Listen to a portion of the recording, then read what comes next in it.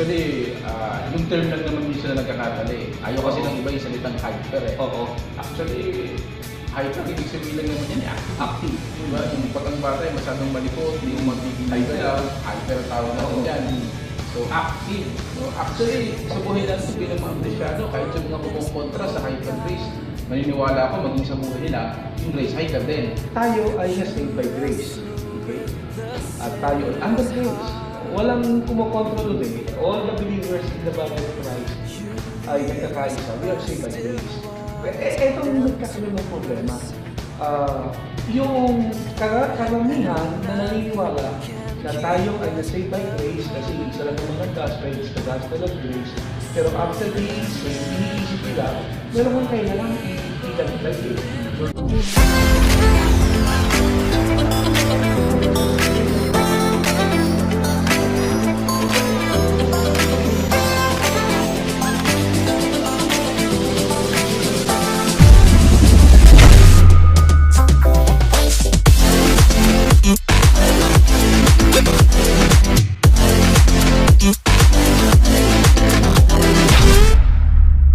Ang pag-uusapan natin ngayon bro ay isa sa mga misconception o maling pananaw ng mga Christians sa body of Christ with regards doon sa mga nagtuturo ng grace. Kasi sinasabi nila, kayo mga grace preachers, you have gone too far. Nagtuturo daw tayo ng pwede na magkasala mga tao. Tayo daw under grace, since nasa grace tayo, we give people a license to sin. At yung grace na ina-akusin sa atin is hyper grace daw, yung tinuturo lang. Siguro puntuhan natin yun. Yung bang hyper grace ay biblical? Inimbento lang ba ito ng mga preachers sa grace community? Ano ba sinasabi ng Bible about hyper grace? Yun yung pag-usapan natin. Ano masasabi mo, Romo? Actually po ay, nung una ako, isa rin po ako sa kritiko nito. Isa rin po Galing ka rin siya, no? Isa rin ako sa kumuhusga. Kaya siguro kung meron man ako may papayo dun sa mga umahatol, siguro mainam pag-aralan muna nila ng Mabuti. Kinig muna. Doon talagang ibig sabihin bakit pumapanig tayo doon sa idea ng salitang hyper. Actually, yung term lang naman minsan na nagkakatali. Ayaw kasi ng iba yung salitang hyper eh. Actually, hyper, ibig sabihin lang naman yan, active. Diba? Yung pag ang bata ay masyadong malikot, hindi mo magiging hyper ang tawag natin dyan. So, active. No? Actually, sa buhay natin bilang mga Kristyano, kahit yung mga kumukontra sa hyper grace, maniniwala ako maging sa buhay nila, yung grace hyper din. Hindi lang nila po alam yun. No? Actually, ako naniniwala ko meron pong tatlong bagay na sa buhay natin dito po hyper ang Diyos. No? Siguro di natin makikita yung term na hyper sa Bible, pero yung very character ng grace, yun po ay hyper. Yun yung pinaniniwalaan natin na very active. Of course, una, nagsimula po yun doon sa tinatawag natin saving grace. No? Kasi doon po tayo naging active eh. Diba sa body of Christ na dati hindi tayo active dyan, naging active tayo kasi naligtas tayo by grace. Yun ang sabi sa Ephesians chapter 2, verse 8. For by grace, you have been saved through faith. So, andun yung grace. And then, pangalawa, yung tinatawag nating enabling power. Diba? Grace din ang meron dun eh. Yung power dun sa weakness na meron po tayo. Diba? Si Apostol Pablo po, ang sabi dito sa 2 Corinthians chapter 12, verse 9, but he said to me, my grace is sufficient for you. Yung makatong beses siyang nanalangin na yung thorn in the flesh niya ay alisin ng Panginoon, pero hindi inalis. For my power is made perfect in weakness. Therefore, I will boast all the more gladly of my weaknesses so that the power of Christ may rest upon me. So, yung grace active din sa buhay natin, kahit na tayo ay merong kahinaan, naniniwala tayo dahil active siya, tayo nakakapagpatuloy. So, meron po siyang kapangyarihan doon maging sa weakness natin. And then yung pangatlo, yung tinatawag naman siguro po restoring power ng grace. Na kahit na tayo nagkakamali minsan, ay yung grace active yan pa rin sa buhay natin. Actually, ito yung sinabi po ng Romans chapter 5 verse 20. Moreover, the law entered that he offense might abound. Yung pumasok daw yung law, yung batas, yung law ni Moses, no, yung pagsuway lalong sumagana, nag-abound, sabi niya. But where sin abounded, grace did much more abound. No, nung andun yung kasalanan dahil sa law, pero yung grace must abound siya. No, sa buhay natin, alam natin na kahit nagkakamali tayo Di ba? Nagkakasala tayo, pero ang ginagawa natin, umaamin lang tayo ng kasalanan natin, tapos pag may tayo humihingi ng biyaya sa Panginoon, ay ano mo yung mali sa buhay natin, ay mabago, yun ay grace na patuloy nating hinihingi sa Panginoon. So, active sa pagkakataon na yun ng grace dahil restoring power po siya. So, sa tatlong bagay po na yun, mula sa kaligtasan, doon sa kahinaan natin, hanggang sa kahit tayo po yung nagkakamali, diyan nakikita natin active yung grace sa buhay po natin. Kaya, binigyan natin siya ng ng katawagan na hyper. Siguro, doon lang open sila sa salitang hyper eh. Ano kayang gawin natin dyan? Active grace. Bigyan natin gano'n, ano? Kayo po, ano pong masasabi po ninyo? Unang-una, lahat ng Christian sa body of Christ nagkakaisa na tayo ay na-saved by grace. Okay? At tayo ay under grace. Walang kumokontrol ulit. All the believers in the body of Christ ay nagkakaisa. We are saved by grace. Etong nagkakaroon ng problema. Yung karamihan na naniniwala na tayo ay na-saved by grace kasi isa lang naman ang gospel, it's the gospel of grace.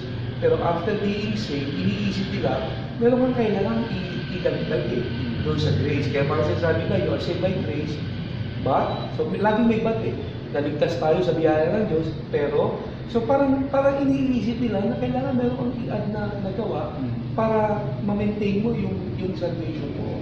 Tapos, ang isa sa bumabara sa lalamunan, itong maraming mga Christians na medyo allergy sila kapag narinig yung grace, yung church na yan, actually grace, yung church na yan, puro grace ang tinuturo at lumalampas na sa biyaya ng Diyos. Ang isa sa bumabara sa lalamunan nila ay yung parang teaching na tayo ay totally forgiven, pinatawad na.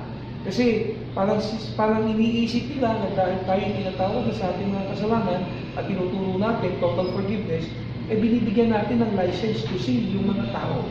So parang sinasabi nila na kapag dahil yan ang tinuturo niyo, yung mga tao niyo tuloy, iniisip, pwede na magkasala ng magkasala. License to sin yan. Well, actually, sa totoo lang, hindi naman natin kailangan ng license to sin para magkasala eh. In fact, marami ng mga nagkakasala na tuloy-tuloy sa kasalanan, wala naman license to sin eh. So in other words, parang pagmamaneho ng sasakyan yan, hindi mo naman kailangan ng license para mag-drive ng kotse. So kahit wala kang license, pwede kang mag-drive ng kotse. So in other words, even without a license to sin, you sin.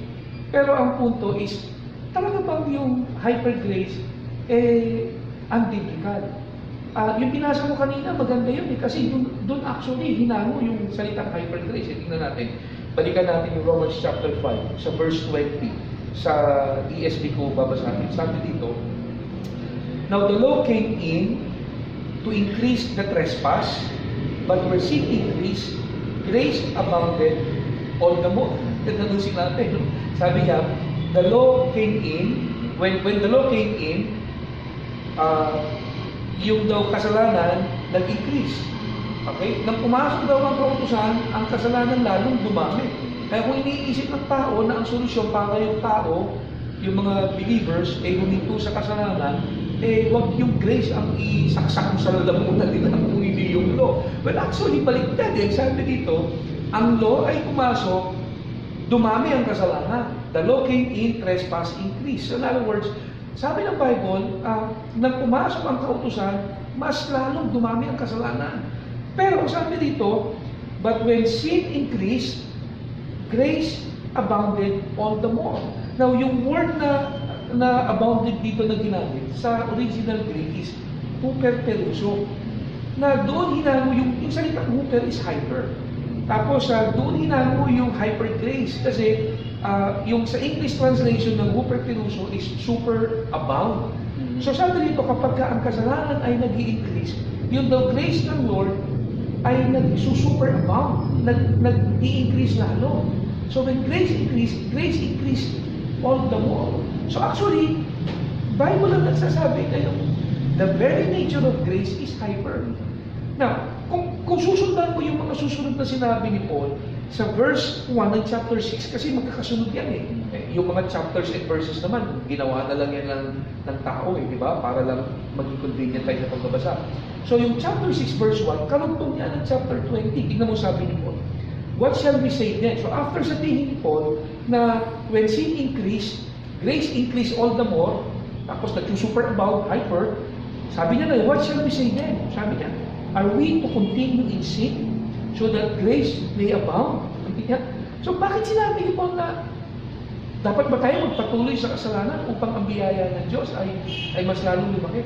Na, kaya nga sinabi yan kasi na-anticipate niya yung mga tinuturuan niya dahil nagsishare siya about the grace of God, ma-interpret nito na, dahil ako ay pinatawad na ng Diyos sa lahat ng kasalanan ko, pwede na akong gumawa ng kasalanan. So si Paul mismo, nagtuturo siya about total forgiveness. Kasi hindi naman niya sasabihin sa mga tao na, shall we continue on sinning?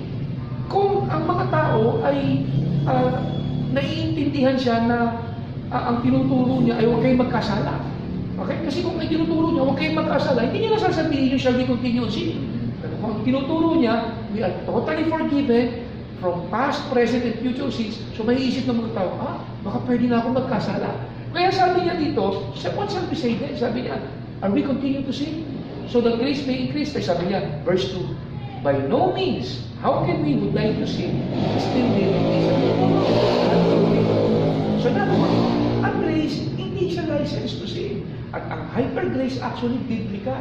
Kapag ang kasalanan ay lumalaki, sabi ng Bible, yung grace ng Lord ay mas lumalaki. So the very nature of grace is hyper. Hindi siya license to sin. Kung hindi, talagang kasama lang sa teaching ng grace, yung total forgiveness. Yun lang yun.